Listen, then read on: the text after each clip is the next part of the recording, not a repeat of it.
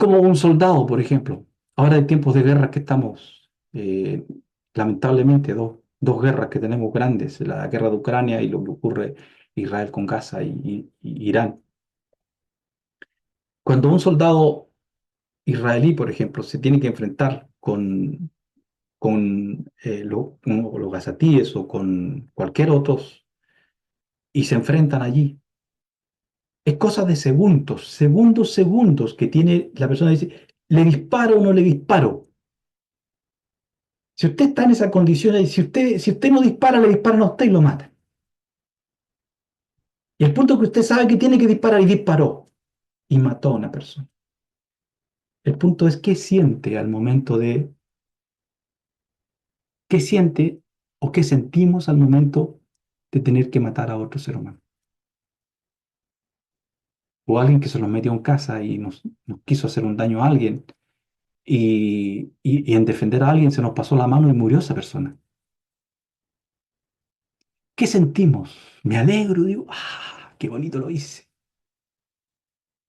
Eso es justamente lo que no tenemos que sentir, es lo que el infinito no quiere que ocurra en nosotros. O sea, es el momento en que tenemos para elevarnos, aunque tuvimos que hacer algo que nunca hubiéramos querido hacer.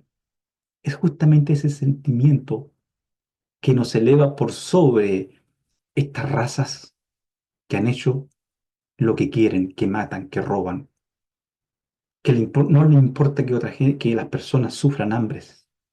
No les importa que hay personas que no tengan dónde vivir, que mueran niños de hambre, miles de niños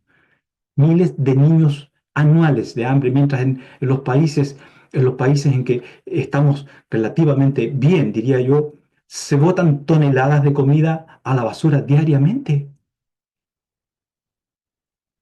Esas son las cosas que tenemos que corregir. Entonces, ¿qué es lo que, por qué? Este es el cordero que quita el pecado del mundo, que quita el momento en que el hombre cierra su estado de conciencia y dice, Dios no me ve. Y aquí voy a hacer de lo mío. Aquí dejo que mi ego se entrone en mí y tomo esto que no es mío. Y ya, y me alegro además de tomarlo. O sea, he ahí esa es la deuda que hay con haber sido vendidos nosotros mismos. Es decir, ¿por qué nos vendimos al Nahash? Porque el Nahash dijo, el día que comas de este árbol, que comas de este fruto, seréis igual que Elohim, igual que creador de mundos. Esa es una interpretación que hace el Meallo, es una enciclopedia judía. Interpreta y dice, seréis creadores de mundo igual que Elohim. Entonces la mujer codició, tener el conocimiento, crear cosas, etcétera, etcétera. Porque eso viene a la conciencia de la persona cuando tiene el momento de hacer algo. Entonces, ¿qué es lo que hace? Está bien, te vendo que mi inocencia, te vendo mi inocencia, dame ese poder. Dame ese poder. Ese es el pecado deuda que tenemos los seres humanos. En este sentido, deuda que el lado del bien del mismo creador, está ayudándonos a pagar ante este personaje que se llama el príncipe de este mundo, llamado el Satán. Este pasaje que voy a citar ahora lo he dicho otra vez. Si el Satán no es el dueño de este mundo, no le fue entregado este mundo, ¿ah? Le fue entregado por causa por guerras que hubieron antes de nosotros, ¿eh? La guerra que les mencioné de Apocalipsis. Esa es una guerra que ocurrió antes de que estemos nosotros aquí. Que venga luego una parecida a esa, puede ser. Pero ya esa guerra ocurrió antes, en que este personaje estaba en otros mundos, estaba arriba, estaba en los aires, estaba en el mundo de Yexirá. Ahí tenía, por así llamarlo, su trono, pero ahora ha bajado y está aquí, en este mundo. Está aquí, en nuestro planeta. Es lo que estábamos leyendo, ¿no? Juan 1:29, no, perdón, Juan 14:30. Juan 14:30. porque viene el príncipe de este mundo, el principal, es decir, el que está a cargo, y él nada tiene en mí. Ahora vamos a leer otro pasaje. Eh, Juan 12:31. Volvemos atrás un poquito.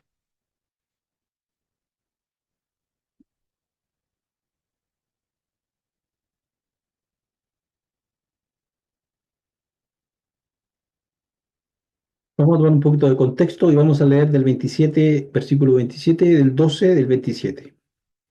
Ahora dice, está turbada mi alma. ¿Y qué diré? Esto lo está diciendo el maestro Yeshua. Padre, sálvame de esta hora. Mas para esto he llegado a esta hora. Estamos aquí en el tema del huerto de Getsemaní, ¿no? Mas para esto he llegado a esta hora. Es decir, él entendía la trascendencia de los tiempos y la trascendencia de la voluntad suprema, superior. Más para esto he llegado hasta ahora. Está queriendo decir, esto estaba destinado, esto estaba preparado para esto. Entonces, no voy a pedir más para esto. Ahora dice, está turbada mi alma. Es decir, tenía miedos, tenía terror lo que estaba sucediendo, porque era algo muy fuerte. ¿Y qué diré, Padre? Sálvame de esta hora. Más para esto he llegado a esta hora. Es decir, está en medio de una situación muy difícil, tiene que enfrentar la muerte física, cosa que eso es lo que tiene que ver cuando nos damos cuenta que tenemos un alma superior que trasciende y está atrapada en un cuerpo mortal. Padre dice, glorifica tu nombre. Entonces vino una voz del cielo, lo he glorificado y lo glorificaré otra vez. Y la multitud que estaba allí y había oído esta voz decía que había sido un trueno. Otros decían, un ángel le ha hablado. Respondiendo Yeshua dijo, no ha venido esta voz por causa mía. Claro, porque él sabía perfectamente lo que estaba viviendo, lo que estaba haciendo. No vino por causa de él, sino por causa de vosotros. Ahora es el juicio. Pongan atención a lo que dice aquí el Evangelio. Ahora es el juicio de este mundo. Ahora el príncipe de este mundo será echado fuera. Ahora el príncipe de este mundo, el principal, al que le habíamos vendido nuestra inocencia. Ahora el juicio de este mundo, perdón, eh, sí, ahora es el juicio de este mundo. Ahora el príncipe de este mundo será echado fuera. Y yo, si fuere levantado de la tierra, a todos atraeré a mí mismo. Está hablando de la resurrección.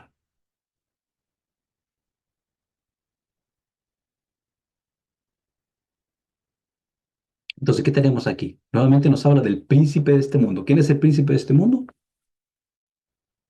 Para que vean ustedes que las cosas, una cosa es lo que aprendimos religiosamente por muchos años y que yo pensé muchas cosas muy extraviadas. Cuando vamos entendiendo con más claridad las escrituras, se nos va poniendo más claro lo que realmente ocurre, qué es lo que hay acá. ¿Qué drama el que tenemos aquí? ¿Por qué tanta muerte? ¿Por qué tanta guerra? ¿Por qué tanto asesinato? ¿Por qué tanta locura? ¿Por qué? Porque el que gobierna aquí es un loco. Es un loco.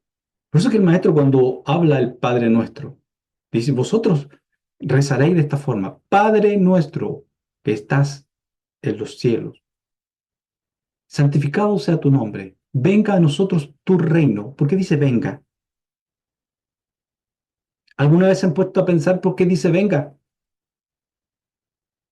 Venga a nosotros tu reino y sea hecha tu voluntad como es en los cielos, sea hecha aquí también. Quiere decir que aquí no es hecha la voluntad de Él. ¿Y por qué razón no es hecha la voluntad de Él?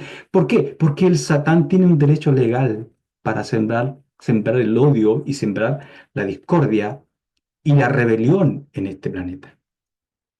Y es lo que hace a través de los gobernantes, a través de todo aquel que se entrega a la maldad, a la locura. Es gobernado por los principios de esta raza de seres que se rebelaron en contra de los designios del Creador. Y ya mencionamos el pasaje de Génesis 6 y la cantidad de pasajes de la Escritura. Yo un día les voy a hacer una clase eh, mostrando un poco la cantidad de pasajes de las Escrituras que nos habla de seres de otros mundos. Clarísimos, ¿eh? Clarísimos. Si prestamos oído claramente a lo que está escrito. Vamos a ver otro capítulo de Juan. Capítulo 16, versículo 11.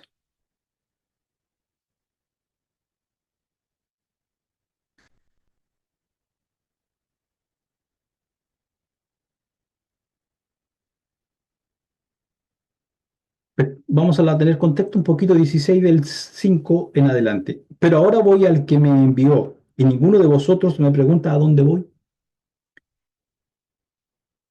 Antes, porque os he dicho estas cosas, tristeza ha llenado vuestro corazón. Pero yo os digo la verdad. Os conviene que yo me vaya, porque si no me fuere, el Consolador no vendría a vosotros, mas si me fuere, os lo enviaré. Y cuando Él venga, vencerá al mundo de pecado, convencerá al mundo de pecado, de justicia y de juicio. De pecado por cuanto no creen en mí, y de justicia por cuanto voy al Padre y no me veréis más. Y de juicio por cuanto el príncipe, otra vez, por cuanto el príncipe de este mundo ha sido ya juzgado. El príncipe de este mundo ha sido ya juzgado. Aún tengo muchas cosas que deciros, pero ahora no las podéis sobrellevar. Pero cuando venga el Espíritu de verdad, es Ruach HaKodesh, la Ruach HaKodesh, pero cuando venga la Ruach HaKodesh, que después ya sabemos que vino en el libro de los Hechos, en la festividad justamente de Shavuot, es cuando se les aparecen lenguas y toda esa historia ya lo conocemos todo. Porque no pero cuando venga el Espíritu de verdad, Él os guiará a toda verdad, porque no hablará por su propia cuenta, sino que hablará todo lo que oyere, y os hará saber las cosas que habrán de venir. Y Él me glorificará, etcétera, etcétera. Ahora veamos otro pasaje más. Ya creo que estoy bastante largo. Segunda de Corintios. Segunda de Corintios 4:4.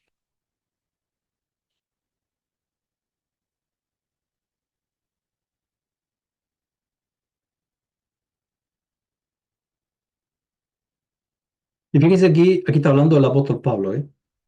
Saúl de Tarso.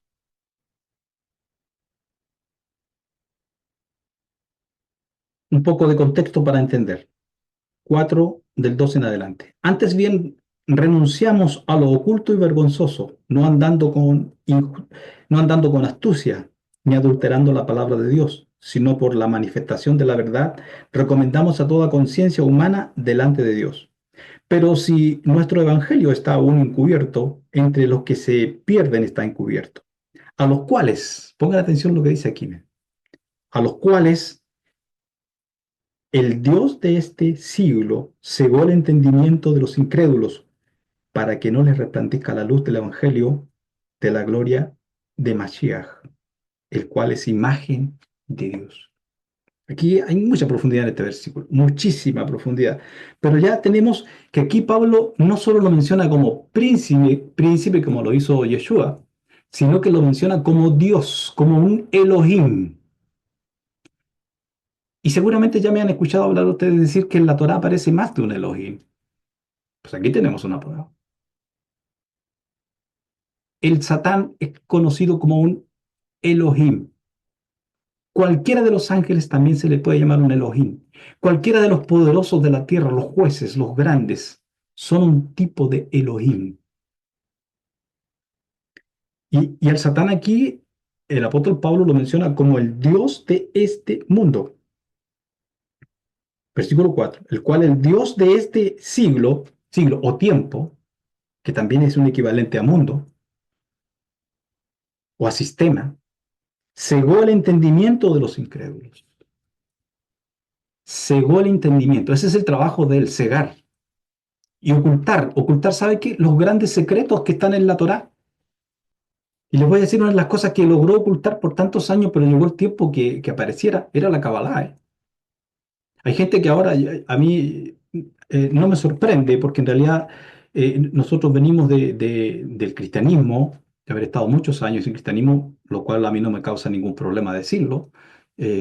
Yo conocí gente maravillosa dentro del cristianismo, conozco gente todavía, gente querida, gente con un corazón de oro. No tengo ningún problema con el cristianismo, ninguna de las ramas del cristianismo, menos con las personas, ¿eh? Menos con las personas, o sea, con nadie uno debe tener algún problema, menos por cosas religiosas o lo que sea. Pero claro, aprendimos cosas bien distorsionadas allí y también cosas muy buenas. Entonces, cuando se nos viene, pero muchos cristianos hoy están diciendo que la Kabbalah es una doctrina satánica, satánica, eh, que es una distorsión, que es un error, que es una herejía, que no sé qué, que no sé cuánto. Yo estoy seguro de una cosa, que si los cristianos que solamente, por ejemplo, han estudiado la Reina Valera y no se han acercado nunca a una fuente hebrea, nunca han estudiado la cultura hebrea, nunca han estudiado, bueno, un poco de exégesis, un poco de hermenéutica, menos se han acercado a las interpretaciones profundas de las escrituras. eh, Cuando empiezan a escuchar estas cosas que hablamos de mundos superiores, y si ellos hubiesen visto a un profeta, hubieran visto al profeta Elías, por ejemplo, al profeta Elías que vivía en cueva en el desierto, o a Juan el Bautista que también vivía en cueva en el desierto, porque era la misma alma del profeta Elías que estaba en Juan el Bautista, y también vivía por el desierto, en cuevas, vivía por ahí. Hubieran dicho este tipo un loco, un endemoniado. ¿Y con quién estaban hablando? Con el profeta, con el profeta. Si hubieran hablado con el profeta Shemuel, que se dice que después de Moshe, Shemuel es el profeta más grande que hay. Shemuel, usted llegaba, hablaba con él y el hombre le decía todo lo que usted había hecho en el día, hasta lo que hubiera comido. Y usted le podía preguntar todo lo que quisiera y el hombre tenía revelación ahí, instantánea. Y ahora se espantan, ¿por qué? Porque hay Kabbalah, porque hay un conocimiento más profundo, porque la Biblia la interpretamos más profundamente. No, eso es diabólico. No, es que eso es falsa doctrina. No es falsa doctrina. Yo con toda humildad digo que llevo años ya estudiando esto y gracias al Eterno que, no, que me ha permitido de poder conocer un poco de esto, porque es la punta del iceberg nada más. Pero todo lo que está revelado era lo que sabían los profetas, ¿eh? La Kabbalah era la sabiduría que sabían los profetas, la que sabía el maestro, y el maestro sabía mucho más que todo el mundo. Los mundos superiores están dentro de uno. Algunos de ustedes todavía los andan buscando por allá afuera. ¿Dónde está? Están dentro suyo. Bueno, ya voy terminando ya. Eh, con este pasaje ya quiero ir terminando Colosenses.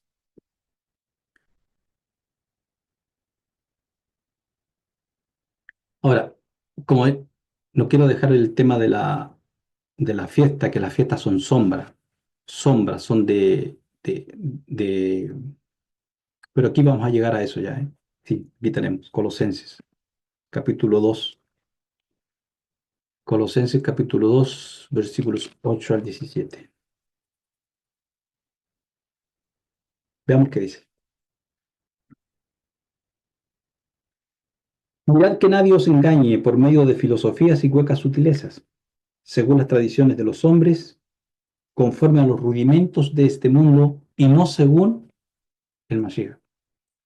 Porque en el Mashiach, corporalmente, habita corporalmente toda la plenitud de la deidad, toda la plenitud divina. O sea, el alma del Mashiach no es un alma común y silvestre como la suya o la mía. Es un alma que viene de los mundos superiores. Es un alma completamente nueva, es un alma que emanó del mundo. Personalmente yo pienso que el alma del Mashiach es un alma que viene de Adán Kadmon, del mundo, de la primera emanación, y más allá de eso aún, más allá de eso, porque vamos a leer algo aquí que Pablo dice algo que nos vuela la cabeza, ¿eh? Que nos vuela la cabeza. La persona de Yeshua, él fue un personaje histórico.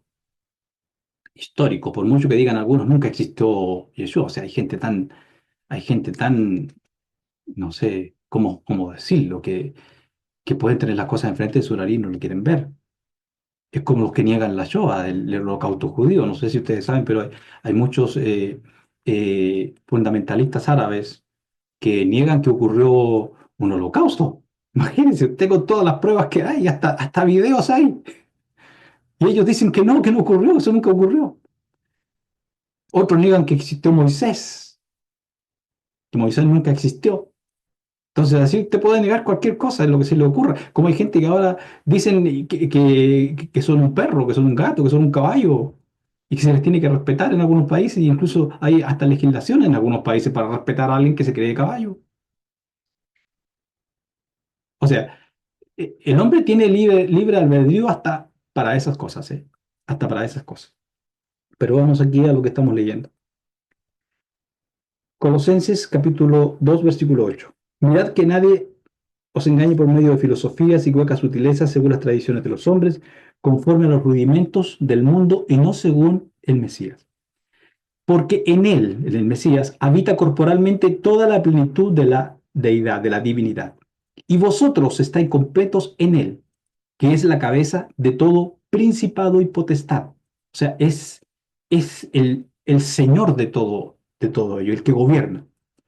En él habita, perdón, y él también, en él también fuiste circuncidados con circuncisión no hecha a mano, al echar de vosotros el cuerpo pecaminoso carnal en la circuncisión del Mashiach. Bueno, ahí entraríamos en otras cosas que no es necesario que las explique ahora, no es el tema. Sepultados con él en el bautismo o en el tevilá, en el cual fuisteis también resucitados con él, mediante la fe, la emuná, en el poder de Dios que le levantó de los muertos. Y a vosotros, estando muertos en pecados, en desvíos, y en la incircuncisión de vuestra carne, os dio vida juntamente con él, perdonándoos todos los errores, todos los desvíos. Pecados, dice esta versión anulando el acta de los decretos que había contra nosotros, que nos era contraria, quitándola de en medio y clavándola en la cruz. Y despojando a los principados y potestades, los exhibió públicamente, triunfando sobre ellos en la cruz, en la muerte. Por tanto, ¿hasta qué versículo dije? Hasta el 17. Dice, por tanto, nadie os juzgue en comida o en bebida, o en cuanto a días de fiesta, luna nueva o días de reposo. Todo lo cual, fíjese aquí, todo lo cual dice es sombra de lo que ha de venir, pero el cuerpo es de Mesías. Nadie os prive de vuestro premio, afectando humildad, culto a los ángeles, entremetiéndose en lo que no ha visto, vanamente hinchados por su propia mente carnal. Lo que quiero resaltar aquí que todo es sombra, todo lo que ha ocurrido, lo que nos enseñan las escrituras, la Torá y todo eso es sombra. Es sombra de lo que había de manifestarse en la persona del Mesías. Y la persona del Mesías ya vino, ya hizo su obra. Hay un precio, si ustedes se fijan que en lo que les he venido hablando, el hombre fue vendido, fuimos vendidos nosotros mismos porque partió con la mujer, luego con el hombre, que en el fondo es lo mismo, no podemos culpar a uno al otro, ambos. O sea, estamos todos ahí, porque todos venimos de ellos. Estábamos todos en Adán, todos estábamos ahí. Entonces, en ese sentido, todos traemos esa misma culpabilidad en un sentido, a ver, la palabra culpabilidad es muy fuerte, pero esa misma responsabilidad. Esa es la palabra correcta, esa misma responsabilidad que traemos, vendidos. Por esa razón es que nos toca vivir en este mundo y vivir las opresiones y las cosas duras y difíciles que hay aquí, que nos toca vivir, que no estamos de vacaciones aquí. Esto es como, podríamos decir, una especie de planeta de sanación. Nos estamos sanando de aquello, primero de aquella infección que tuvimos con este estado de conciencia que tenemos ahora. Y por otro lado, fuimos comprados por este ser al decir, seréis como Dios. Entonces la mujer, pues ya dame ese conocimiento, dámelo. Y tomó y comió. Entonces, hay una cosa de pago, hay una cosa de pago. ¿Y el pago inicial, cuál era el pago? Ahí podemos meter el tema de los sacrificios. Si ustedes se fijan en la Torá, en el día de Yom Kippur había dos machos cabríos que eran ofrecidos. El Cohen debía echar suerte sobre ellos, poner sus manos sobre ellos, echar suerte, y el que caía a su mano derecha, ese debía ser ofrecido para el Eterno, y el que estaba a la izquierda debía ser ofrecido para un ser llamado Azazel, que no es más que un sinónimo del príncipe de este mundo. Y ese debía ser llevado al desierto y luego despeñado por un lugar. Eh, ¿Por qué se le ofrecía ese sacrificio a ese ser? ¿Se han preguntado? Parte del precio. Hay un precio de pago. Hay unas cosas aquí que le tengo que decir que son muy, muy complicadas y no se las puedo decir todas ahora. Pero hay cosas muy complicadas. Hay un precio de pago. Parte de ese pago eran los sacrificios. Era como una especie se lo voy a decir de esta forma, así como una especie de pago de peaje para conectar con la fuente superior. Estos seres llamados los Anunnakis que polulan por este universo no dejaban pasar cualquier cosa de aquí hacia los mundos superiores. ¿Cuál era la forma que lo dejaran pasar? Con estas cosas, con ese pago, que era un medio de acercamiento para que se permitiera el acercamiento. Usted dirá, entonces, ¿dónde está el poder de Dios? El poder de Dios está siempre igual ahí. El problema está que esto tiene que ver con derechos legales. Mire, le voy a explicar una cosa con respecto a lo que es la demonología y lo que tiene que ver con, podríamos decir, exorcismo. Yo he tenido la oportunidad más de una vez de hacer exorcismo. Y estas energías negativas, oscuras, tienen, tienen un poder sobre una persona donde entran, que la persona en algún momento determinado vibra muy bajo en su estado interno, practica alguna eh, o hace alguna práctica prohibida, negativa, oscura, por ejemplo, tabla de Ouija, adivinación, espiritismo, invocar espíritus y cosas así. Y claro, la persona en un momento determinado está muy débil bajo y esas energías quedan dando vuelta, buscando, esperando el momento, ¡pum! Y se entra.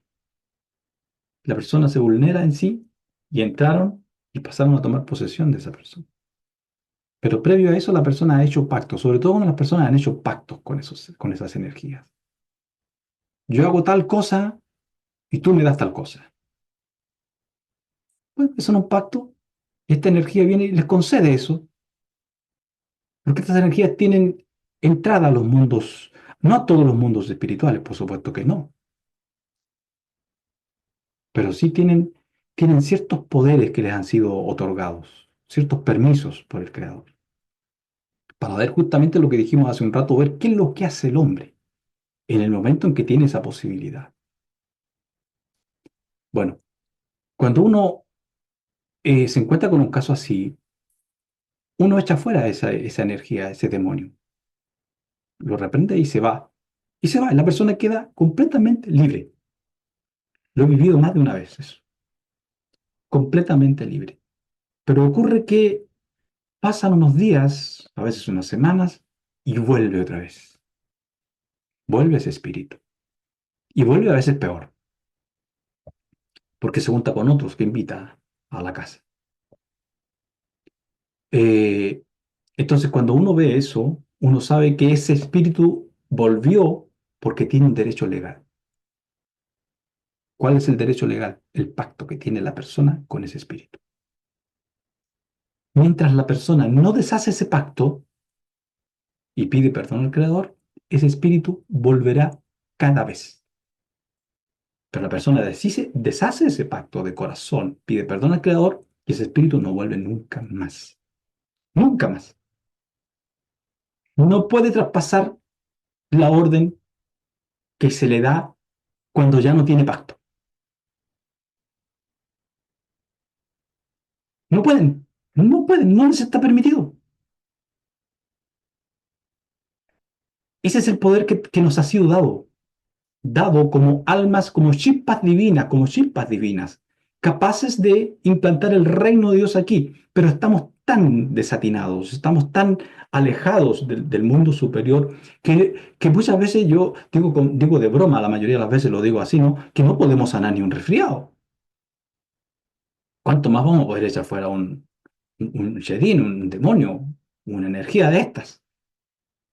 Pero cuando sabemos quiénes somos, sabemos qué alma tenemos, sabemos qué poder se nos ha dado, quién está con nosotros. Y como el maestro dijo, os conviene que me vaya, porque yo enviaré al Ruach HaKodesh, a la Ruach HaKodesh,